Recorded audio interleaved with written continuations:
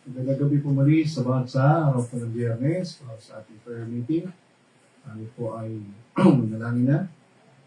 Sa lahat ng mga sa gabi ito, salamat po Panginoon sa patuloy na tuloy niyo pong pag-ingat, pagkabay sa amin araw-araw, mga nakarang araw, patuloy na pagpapakain. Patuloy po na ikaw po aming masamba at papurihan sa gabi ito. Inis niyo po aming mga puso sa mga bagay ng mga di karapat-dapat sa inyong harapan. Tuloy po ito ang madakila namin. Wala niyo po ang live stream. Ikaw po ang magpala sa mga narito. Nag-isa ang mga kapatiran sa tahanan na makapakinig po sa amin ng balang salita. Wala yung gabi ito. Hindi, Panginoon, turuan niyo kami ng balang salita at mga katotohanan at nalulungan. Ito pa rin palagay at pagkakali. Wala niyo po ang gabi ito. Tuloy po ikaw ang purihan sa matang sa parang ng Jesus. Mahal po muna tayo. Sige po.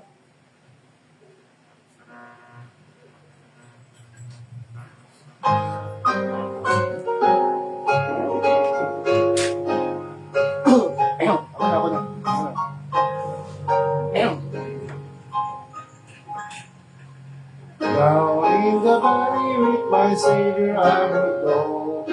Where the flowers are blooming and the sweet waters flow. Everywhere He leads me, I will follow on. Walking in His footsteps till the crown be won.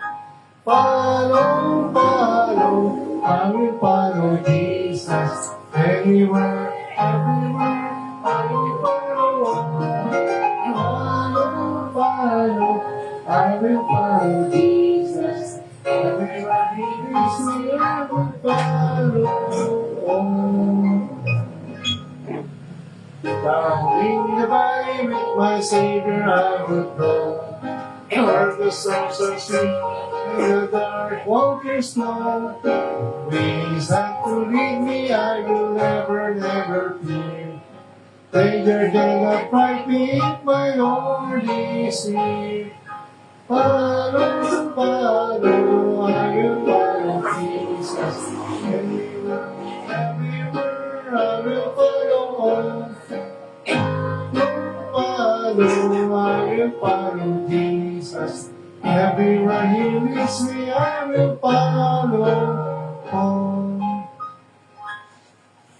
Down in the valley or upon the mountain sleep, close beside my Savior would my soul ever keep. He will lead me safely in the path that He has trod, up to where we gather on the hills of God. Follow, I will follow Jesus. Anywhere, everywhere, I will follow on. Follow, I will follow Jesus. Everywhere He leads me, I will follow on.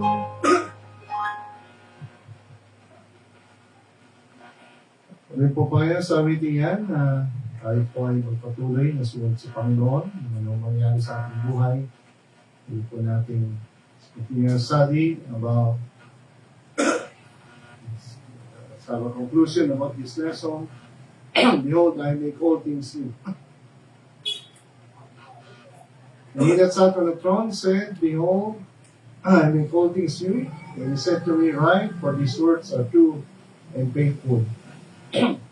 Progression of this newness from God, a new heart, a new walk.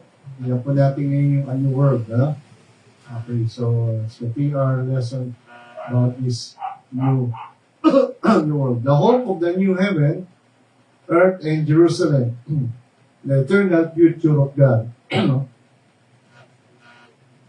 The goal of our faith is a day when the new is no longer a process, but a permanent reality. Ang layunin ng ating panampalataya ay ang araw na kusang ang mga bago sa ating buhay ay hindi na ho proseso, hindi na po kailangan ng mga pagbabago pa. Kundi isang permanenteng katotohanan na po, no? Dahil meron na pong in the future the Lord promised today Ngayon ay puro process, ibig sabihin may mga pagbabagong ginagawa Diyos sa atin. Pero in the future ay isang permanenteng bagay na po, no? Ano po itong permanenteng ito? Na yung pag-asa ng bagong langit, lupa at Jerusalem, no? Ang walang hanggang pangako ng Diyos sa kanyang mga ligtas. Let's talk about this new song, first of all. The new song, sa langit po ay mayroong ang mga tinubos ay aawit ng isang the redeemed, sing a song that the world cannot understand. Aawit po ang mga tinubos ng Panginoon ng awitin na hindi naunawaan po ng mundo ito. Isang bagong awitin ng tagumpay dahil kay Kristo. Let's look at this verse, Romans 5:8. And when he had taken the book, the 4 beasts and the 4 and 20 elders fell down before the Lamb. Sa langit po ay meron pagsama magaganap. At ginawa po ng kordero na yan na nakaupo sa trono ang aklat. At ito ay kanyang binuksan. At ang 4 na halimaw at ang 4 na ang 24 na mga matatanda ay lumuhod at sumamba sa kordero. At ang bawat sa kanila ay may mga makitatin ng harp at mayroong protetor na ng mga bayans. Dito ang mga mangkok na puno ng pabango. At ang pabango na yun itutukoy ay ang panalangin ng mga banal. Sabi po ng Revelation 5:9, at sila ay umawit ng isang bagong awitin. So iba po ang awit ng mundo, iba po ang awitin sa langit ng Panginoon, ng mga tinubos ng Panginoon. Ay they sang a new song, at ito po ay sinasabi niya sa awitin yan, ikaw ay karapat-dapat na kunin ng aklat, at ito ay buksan. Bakit? Yung po kordero dito ko dyan, karapat-dapat po siyang awitan, at makita din buksan ng aklat, kunin ng aklat. Yung aklat po ito ng paghatol sa lupa in the future. Sapagkat ikaw ay namatay, yung kordero dito ko dyan, siya ay pinatay, siya ay tinubos ang mga tao sa sinubos ang mga tao, no? Dahil po sa Diyos at dahil sa kanyang dugo, no? Na tumulo para sa mga mga lahi, mga lengguwahe, dila, mga tao at mga bansa. Bawat tribo. At sabi po sa Gis, itong mga tinubos na ito ay ginawa na mga hari at saserdote. Sa langit po, ang mga tinubos ay magiging hari at saserdote. At sabi pa dyan, ang mga tinubos niya ng Panginoon ay maghahari sa lupa. In the future po yan.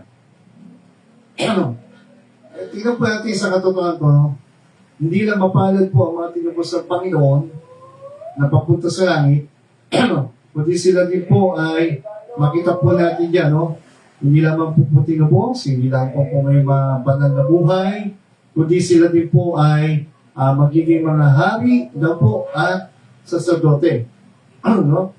So, hindi ho lang buhay hari, kundi yung kanilang possession,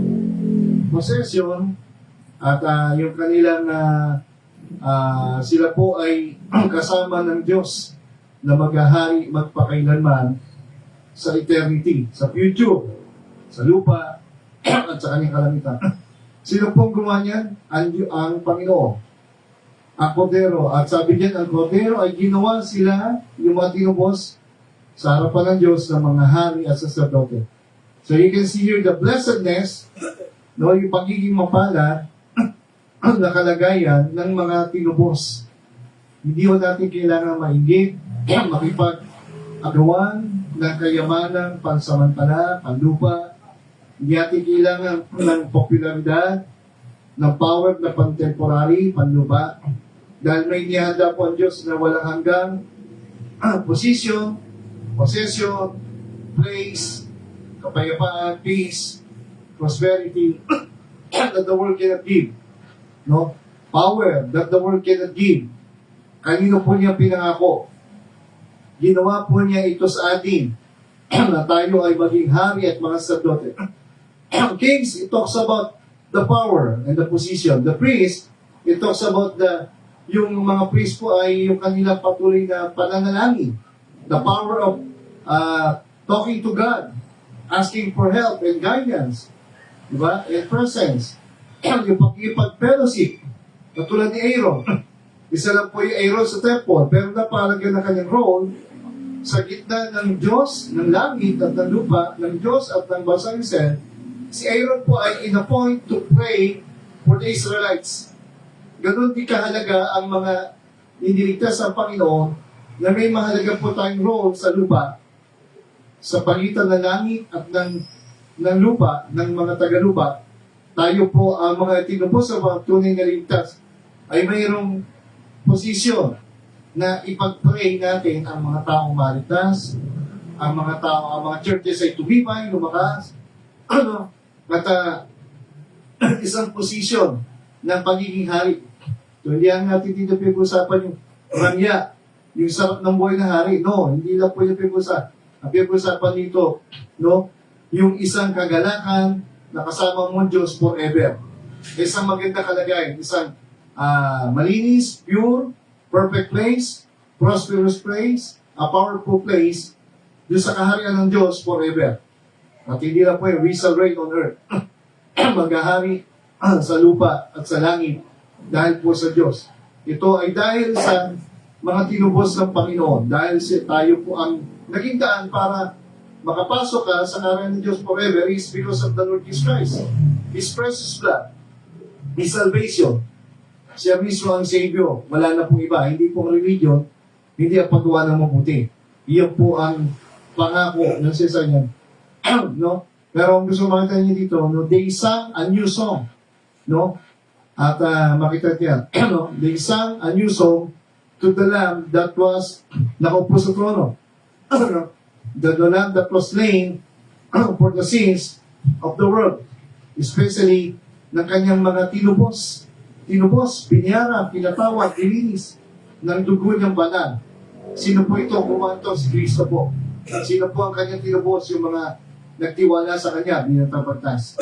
So sila yung awit ng isang bagong awitin. No? To God be the glory, victory in Jesus, whatever it is. It talks about, the message of the song is talk about the salvation, the forgiveness, the mercy, the grace of the Lord Jesus Christ sa mga pinatawag niya. And they sang, sabi ang Revelation 43, and they sang it as it were a new song. Sila yung awit ng isang bagong awitin sa trono, no, ng Diyos, ng langit. At maging sa harapan ng apat na halimaw na tinutukoy sa langit, no, hindi natin pag-aralan po yun ngayon. And the elders. Elders here talks about possible the 12 tribes of Israel and the 12 apostles. Possible na po yan, pero hindi po natin alam kung sino talaga yung sa langit. Ano? So sa medyo ito, we dito 24 elders. The 4 beasts and the 24 elders na binanggit ko sa trata. Ano? At sabi niyan, yung awitin niyan na inaawit po ng mga tinubos, ng mga niligtas, ng mga pinatawad, no? Makita natin yan, no man could learn that song. Ano? Walang nakakaunawa. Totoo naman po, talaga, di ba, pag ikaw'y tutuligtas, aawitin mo from your heart, with joy, with love, and worship, the song of victory, the song of salvation, na ikaw ay alam mo, no? Ikaw ay ligtas, pinatawad ka na pa. Dahil sa kanyang dugot, awa, at biyaya. No? No one could learn that song here on earth. They will not appreciate the love, yung tiyatawag na awit ng papuri at pagsamba at pasasalamat sa kaligtasan ng Kristo. Ang makakaawit lamang po niya ay yung mga tinubos daw po sa lupa. Maliwanag. So, kung ikaw ay talagang totoong itiwala, pinangako ang Panginoon na buhay ng walang gan, pinatawad ka, nilinis ka, at tinubos ka sa kaparusahan ng impyerno, no? Iniligtas ka sa ato ng impyerno. So, imagine mo, wala kang dahilan para maglingkod, mga members ng LBC. Wala kang dahilan para maging tamad, magsimba, kapag manalangin o magpasa ng Bible o gumawa ng tama sa harapan ng Diyos, sige sa ikwento ang kaligtasan ng binigay sa atin pa. So, meron tayong awit ng papuri na isang bagong awitin doon sa langit. Dito pa lang sa lupa, lalo na po sa langit, no? Kaya sabi nga ng John 1:29, tingnan po natin isang talata, Lord, who is this Lamb of God?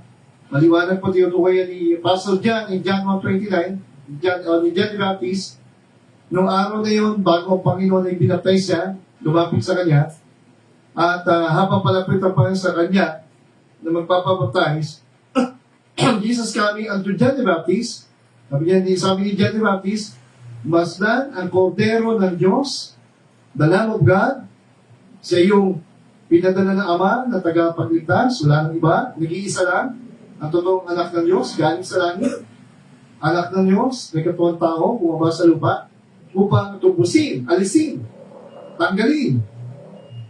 Siya ang magbayad, siya ang tumutog, siya ang kumuha ng pot at galit na ibibigay sa parusa sa tao, sa impyerno, sa mga tao makasama. Pero inalis po niya ito, which taketh away the sins of the world.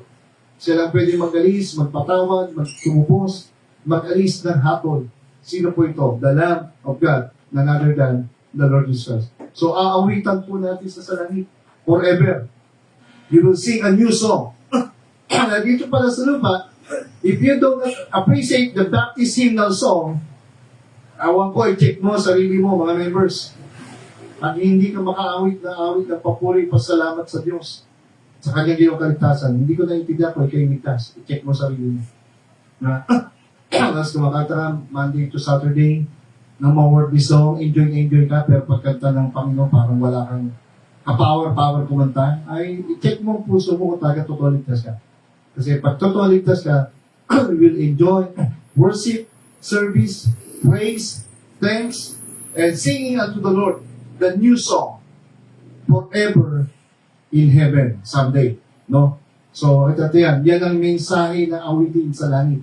Mensahe ng kaligtasan, tagumpay, kay Satanas, sa kasalanan, sa parusa sa impyerno, at sa tagumpay dahil sa ginawa ng Panginoon sa krus. Tetelestai, it is finished. Sabi nga pa, bayad na ang kasalanan. The true and holy God is preparing a new heaven and new earth. Because the old sin-cursed world, this right now, itong mundong ito, no, itong lumang mundong ito, na minsan ang inatulan ng baha sa panahon ng Noah, ay nakatakda na po sa sumpa ng Diyos balang araw, in the future. Sa pagbaba niya pa. Ang tunay at balang ng Diyos ay inihanda, naghanda sa isang bagong langit. Yan yung tuturo po ng Biblia. At bagong mundo. Tatulan niyo po ang makasamod doon ito ang balang araw. Silip 13 verse, nasabihan ng 2 Peter 3:9, ang Panginoon ay hindi babaya, hindi sinungaling sa kanyang pangako. Hindi gaya ng mga tao ng mga sinungaling, no? Na parang siya sabi na hindi totoo ang Diyos, hindi tapat. Pero hindi po, ang Diyos ay tapat. Siya ay matiisin sa tao. Hindi niya nais ang sino man ay mapahamak. Bibigyan niya lahat ng pagkakataong magsisi, magbago ng kanyang masamang puso at magpakumaba at lumapit sa Panginoon sa kanyang kaligtasan binigay sa puso.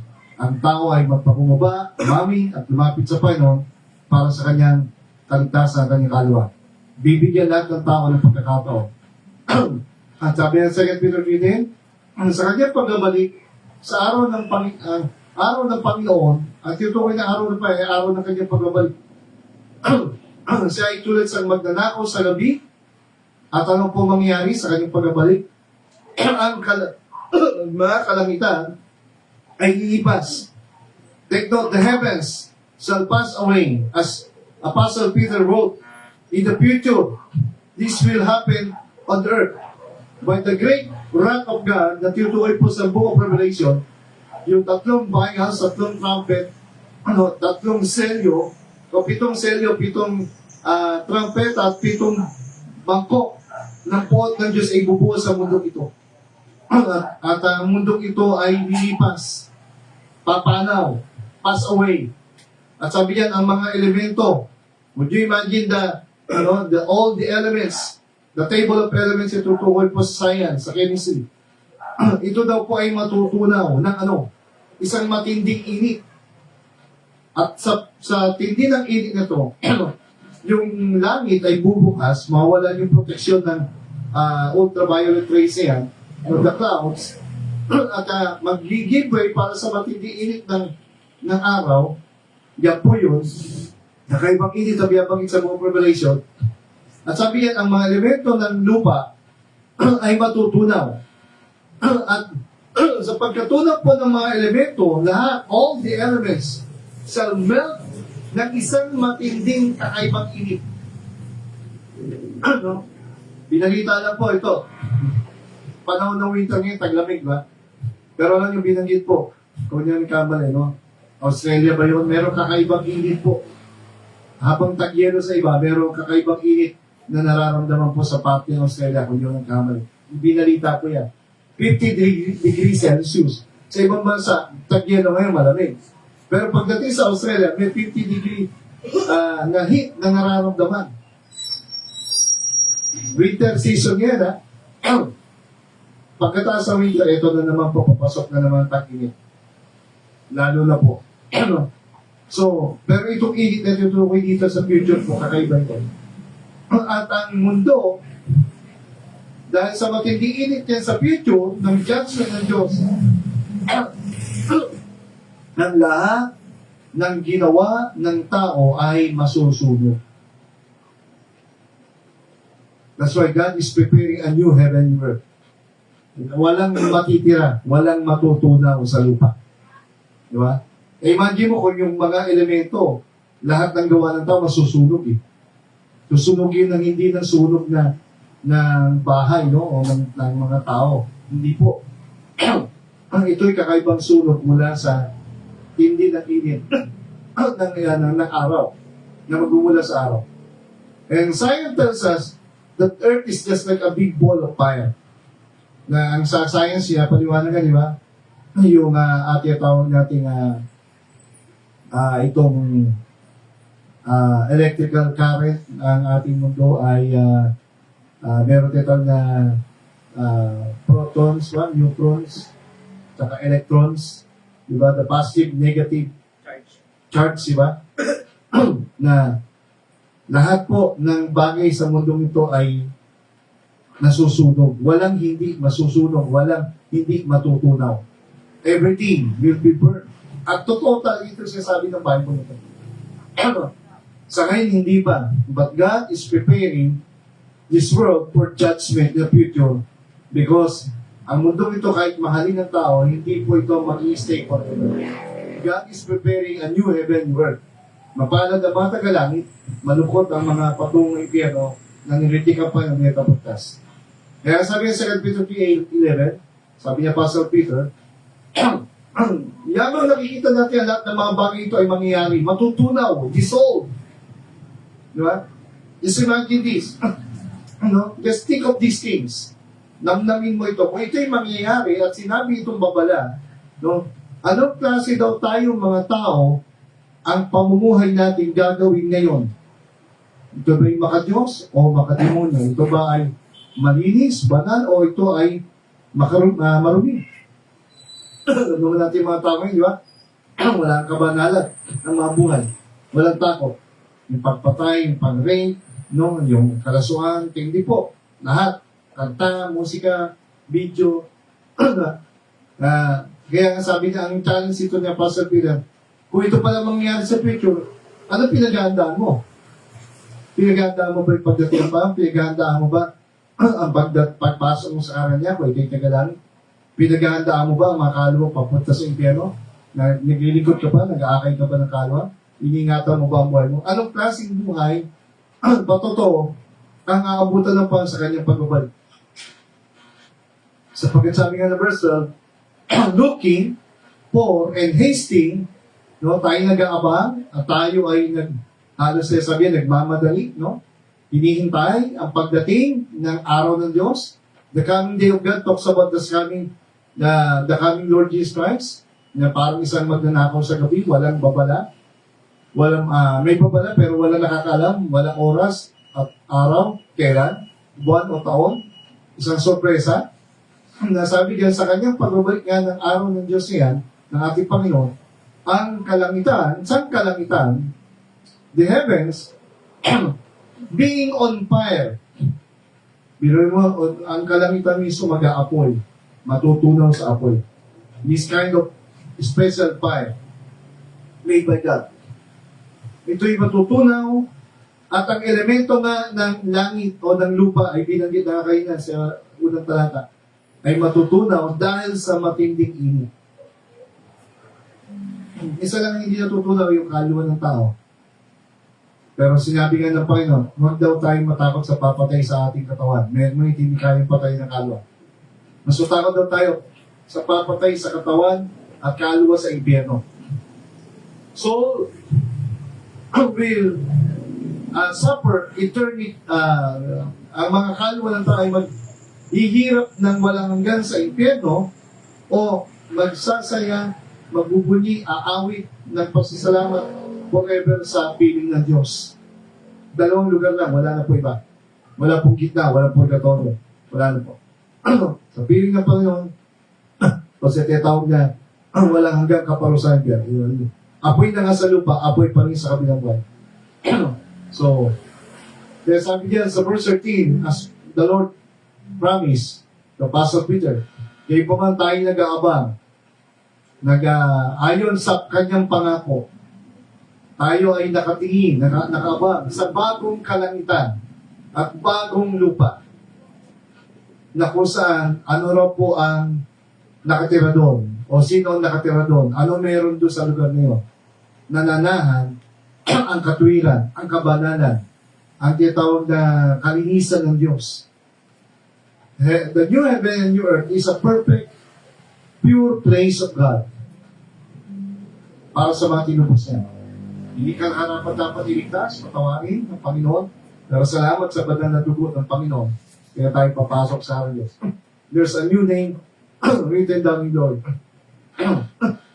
Sabi pa Revelation 21:1, and I saw a new heaven and new earth. For the first heaven and the first earth were passed away. Sabi niya, Apostle John naman po ito. Nakita po niya ang isang bagong langit at isang bagong lupa. Bago na po ito. Ang unang langit at unang lupa ay natunaw na. Binanggit doon sa kanina. No, sa 2 Peter, yung mangyayari nga po sa ating lumang lupa at langit ay tutunawin ng Diyos sa apoy, sa future. Kaya nangako po ang Diyos ng isang bagong langit at bagong lupa. Ang lupa ay lilipas na at wala na pong dagat. Sa future, wala nang dagat. Ngayon may dagat. So, ano mangyayari dyan? Maglalakbay na po ang mga tao sa eternity. No? Ngayon, limitado ang paglalakbay ng dagat at kailangan aeroplano pa ng barko. But would you imagine, I believe meron parang aeroplano that time. No? Pero sabi niyo, wala nang dagat eh. So, ang dagat nga po, sabi ko kasi maraming misteryo. Maraming nakakatakot na bagay. Isang nakakatakot na bagay sa dagat pag naglalakbay, kakatulad lang yan. Di ba? May lumabog na namang barko, ang daming namatay sa party ng Mindanao yata yun. Di ba? Imagine mo yun. So, yan ang isang nakakatakot, nakatutuan, di ba? Pag naglakbay ka sa dagat yun, lalo pag may bagyo, di ba? Ay, nakakatakot ang dagat. Kaya, hindi natin, ang tao nakatira sa lupa, dinisenyo ng Diyos, hindi sa dagat eh. Di ba? Ano pa meron dagat? Pag nagkaroon ng tsunami, nakakatakot yan. Di ba? Ano pa makita sa dagat, di ba? Talagang pag may bagyo, ang tataas ang anong. Kahit anong tapang ng mga mariners ay lumarating sa time na wala silang katiyakan doon dahil ang dagat ay sumisimbolo ng hiwaga, ng kapangyarihan at paglikha ng Diyos. Di ba? So, maraming misteryo sa dagat. Ipa, meron nga yung mga tinatawag na mga sea creatures. Mga tinatawag na, yung mga malalaking, ano dyan, buhaya? Yun? Ano tawag doon? Ilocodon ba yun? Ano yan? Ano tawag doon? Hindi, mga, nasa dulang dila ko eh. Yung mga may pelikula siya, malaking pating. Ha? Megalodon. Megalodon o megalodon ba? Totoo naman yun eh. I believe may mga giant pusit talaga yun. Ang mga balena. Mababait lang yan, pero iba, ano. So, ang dagat ay nagbibigay ito ng iwaga, ng katanungan, ng misteryo, walang kakapayapa sa dagat. But in the future, the Lord promised, wala nang dagat. Pero may bagong langit, bagong lupa. So, maglalakbay na po ang tao dyan, yung mga tinubos niya, yung mga pinatawad niya, yung mga iniligtas niya, yung mga kinawal. Sabi yung verse 2 pa, kata ko, si Juan, nakita ko ang banal na lugar. There is an old Jerusalem right now. The Jerusalem right now, in fact, Jerusalem yun, pero gagawa pa ng bagong templo ngayon, yung third temple. Nakaready na po yan. Ang Jerusalem na nasa Israel ngayon ito ay Old Jerusalem. But the Bible tells us, ang Jerusalem kasi yan yung city of David, andyan yung templo. Di ba? Kung saan ang templo, nandun yung lugar para sumamba Israel sa Diyos. Natibag yan sa time po ng lumang tipan, King Nebuchadnezzar. Tapos na pinagawa ulit, pinarestore sa time po ng Nehemiah, Ezra, hanggang sa time ng Panginoon, may templo dyan, andyan pa rin yung Jerusalem, pero natibag din po yan ulit after 70 years. So wala po templo ngayon dyan eh. But that is the old Jerusalem ng Israel ngayon. But in the future, the Lord promised a new Jerusalem. And this new Jerusalem, tingnan niyo po ang kaibahan ng Old Jerusalem and New Jerusalem. Ito ay tinatawag na Holy City. The Holy City of God. Ang Jerusalem sa Israel, na capital po nila ngayon ay siyudad sa Israel, sa lupa, sa mundo. But this city is called New Jerusalem, bago, banal, at saan manggagaling? Hindi po sa lupa ito. Coming down from God out of heaven. So, yun po yung, hindi na ako napag-prepare picture. Bababa po dyan, yung city of God, dun sa kanyang karya, sa third throne, ikatlong trono, kasi may tatlong trono po Diyos eh. The third heaven, second heaven, first heaven. The first heaven, ito yung ulat na niliparan ng aeroplano. The second heaven, nakikita natin sa gabi, the galaxies, all the Milky Way, yung mga planeta niya.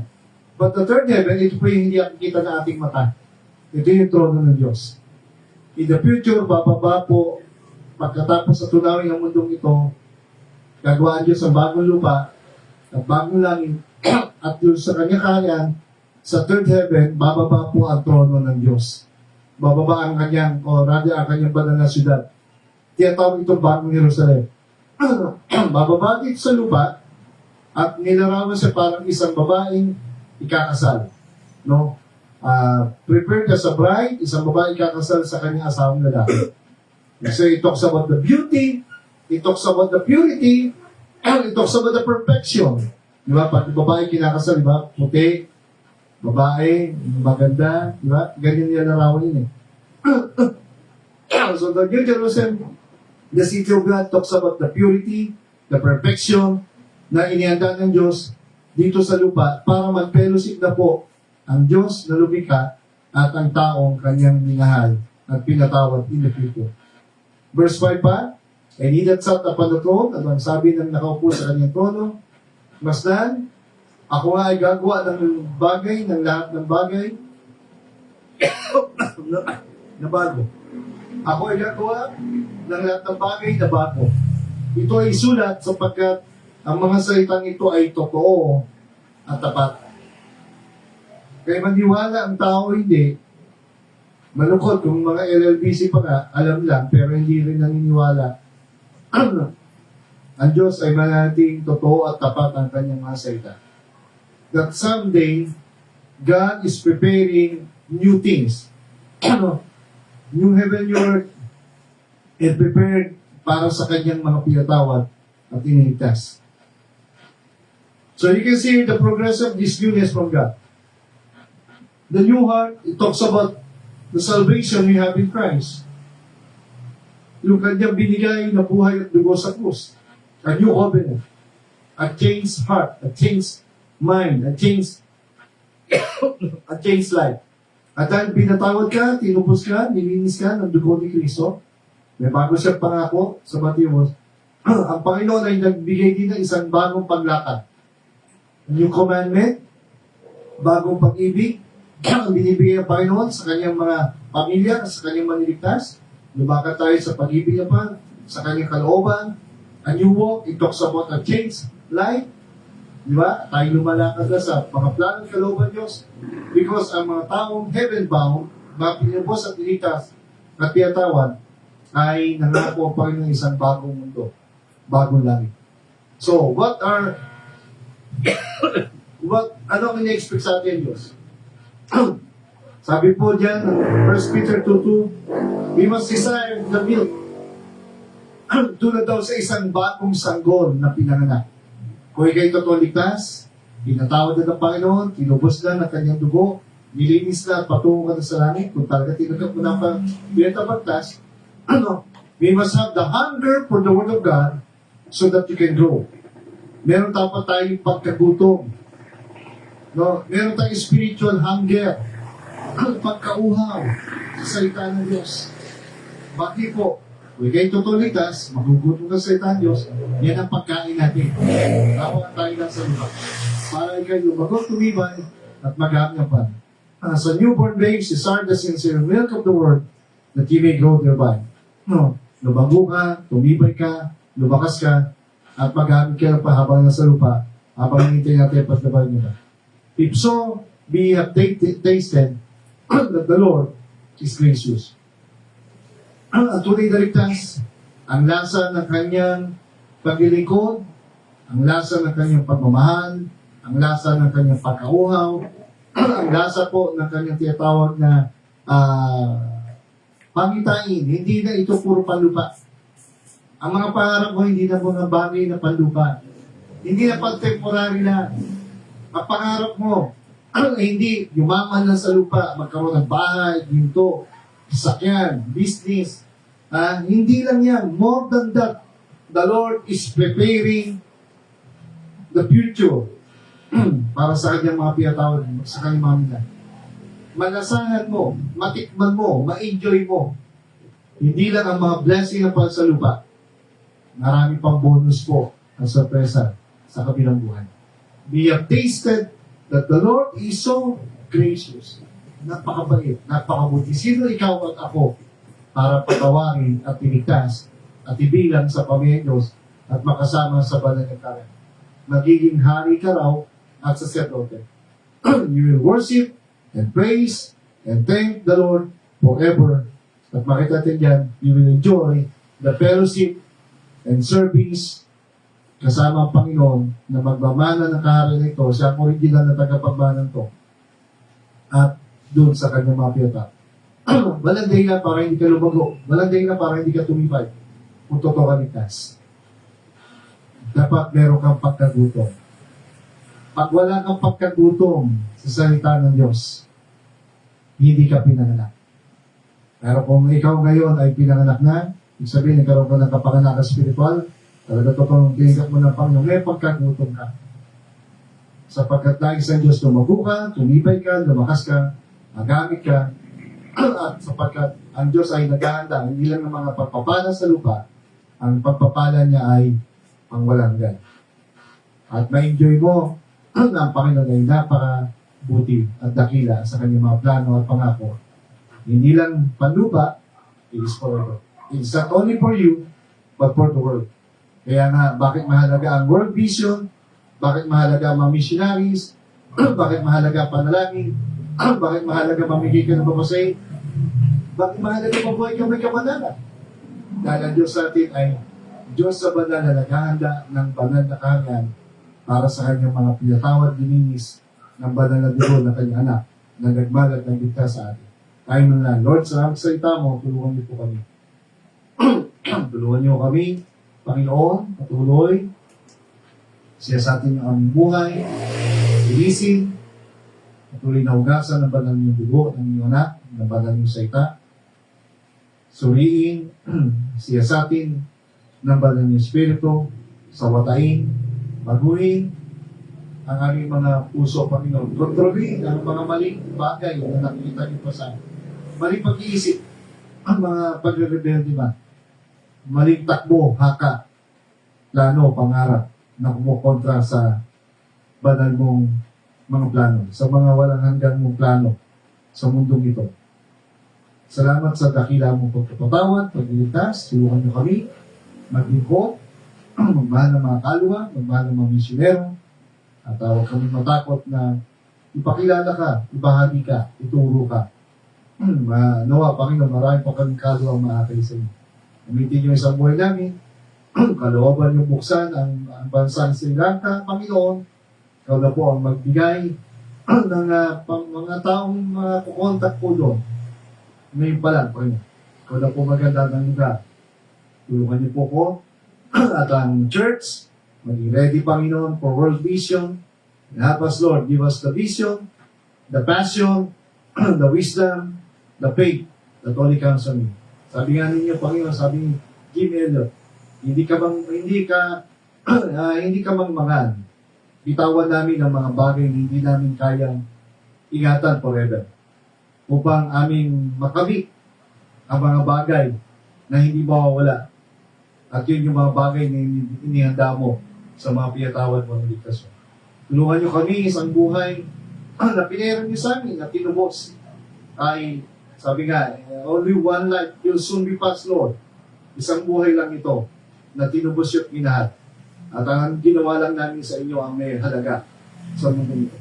Mga bagay na ginawa namin na ayon sa inyong kalooban. Hindi yung mga bagay na ginawa namin sa pansariling kalooban, pansariling mga hanap. Tulungan niyo kami, isingin po ang living life, Lord. For 25 years, ay mabuti ka sa amin. Marami kami pagkukulang, pagkakamali. Pero pinapakita niyo sa amin, it's not our hands. It's not by our body. It's not by our wisdom, Lord. But truly, it is the wisdom of your Holy Spirit. It's the power of your Holy Spirit. It is your divine plan, the great plan. Kaya tunay, Panginoon, gumagawa ka ng mga dakilang bagay. Imposible sa amin, pero posible sa inyo. Kaya hindi lang ang mga plano at pangarap niyo sa aming panlupa. Hindi lang pang Talavera. Hindi lang pang Pilipinas, Panginoon. Tulungan niyo kami sa inyong pintuan ng Sri Lanka, kagaya ng pagkilos yun sa mga maraming tumugo ng mga kababayan namin mga Pilipino misyonero na nagbahal sa mga iba't ibang bansa.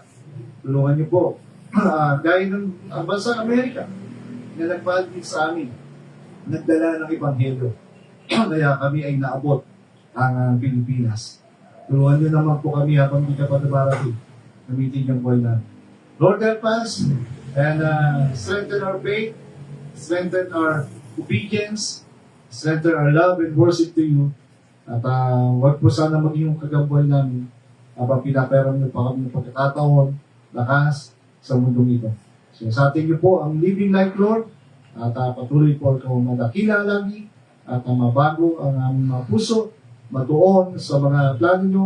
Sabi nga ng iyong panalangin, ang hanapin namin ay ang iyong kaharian, your kingdom come. Dumating ka na nga po, Noah. Bumalik ka na, Panginoon. At ang kalooban niyo, masumagdan sa langit, gaya ng dito sa lupa. Kaya patuloy po, suriin niyo po kami, linisin, at salamat sa mga Baptist churches sa aming bansa, sa buong mundo, ng mga mahayo, nangangaral, kapumagpala, sa mga tunay na naglilikod sa inyo, at hindi kami nakipagkunyagi o competition sa kaninong mga reliyo, Panginoon. Malinaw ang plano nyo, dinalagan nyo ang Great Commission sa tunay niyong church. At ang tunay niyong church ay dala ang tunay na aral ng kaligtasan niyo. Kaya, Panginoon, tulungan niyo kami. Yung palang po namin ito na mayroong humility at may honor na galing po sa inyo. May banal na panawagan at banal na lakas at provision sa lahat ng bagay, maging sa mga bagay na sa isip namin, Lord, imposible, pero sa inyo ay walang imposible.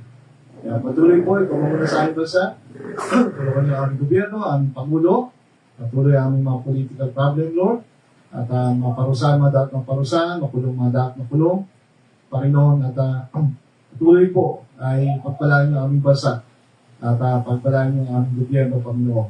At patuloy po ay masugpo o mabawasan man, kundi man totally ang korupsyon sa aming bansa. Tulungan niyo mga bansang inuusig, ang mga Nigerian, ang mga Krisyano doon, Panginoon. Iba't ibang panik, Panginoon, na buong tapang pa rin, nag-iikot sa inyo, sa China man, sa North Korea, sa mga Arab nation man. Still, the gospel continue. The gospel is not bound. Sa Iran man, Panginoon, sa mga lugar na pinapatay halos ang mga naglilingkod sa inyo. Ngunit nga, Panginoon, as you promised, Lord, ay nandoon, Panginoon, ay dakilang gatimpala sa mga tunay na hindi kinahiya ang kaligtasan mo, ang mabuting balita na binigay niyo sa mga pag-asa ng mga taong nagtiwala sa inyo. Kaya tulungan niyo po kami, Panginoon, maging matapat, maging masunuri, tuloy mag-input sa inyo, at linisin ang aming mga buhay. Tulungan niyo ang mga bansang Israel, Amerika, Panginoon, nagyagamit niyo magbantay sa buong mundo, at patuloy po na tagapagtanggol ng kalayaan, ng reliyon sa buong mundo, lalo ang tinatawag ng pananampalatayang Kristiyano. Nabitin niyo po ang Pangulo ng Amerika, kundi ang Israel, ingatan niyo sa mga mapalupig ng mga bansa na pilit sila dinuduro. At habagan niyo maraming bansa na bawal ang Biblia, ngunit nakakapasok pa rin. Nabitin niyo mga churches, mga missionary, at patuloy po ay mahabag ka sa maraming pangkalo. Gamitin niyo po yung aming Panginoon ang living life ayon sa inyong kapangyarihan, kabulungan, at kalooban, ikaw masunod. Unong nais niyo, Panginoon, lalo sa lapit ng anniversary, ng isang fellowship, mga missionary journeyman, o maging nalalapit na ka. Kaya salamat sa iyong mga kabutihan, katapatan sa mga members ng living life, sa mga anak niyong nakikisa, at patuloy na sumusot sa kalooban niyo. Kailangan niyo po kami kada Sunday, at patuloy po ikaw ang gumawa sa puso't buhay na bansa. Huwag niyo po hayaan kami maging karnal at maging makasarili at maging mga nabubuhay, Panginoon, ayon lang sa aming mga sariling kagustuhan. Ito yung dalat pangguloy, Panginoon, nawa ang kayamanan niyo ang maging kayamanan namin. Kaya nasabi niyo, Panginoon, kay nawa ang aming puso ay ituon mo at ingatan sa mga bagay na panlangit at hindi mga bagay na pagpupala. Ito yung dalat ng pangguloy, Panginoon, pasalamat sa gabi ito, sa kami sa panaming dakilang Diyos at papalitas ang Panginoon Kristo. God bless po. See you on Sunday. Good night po.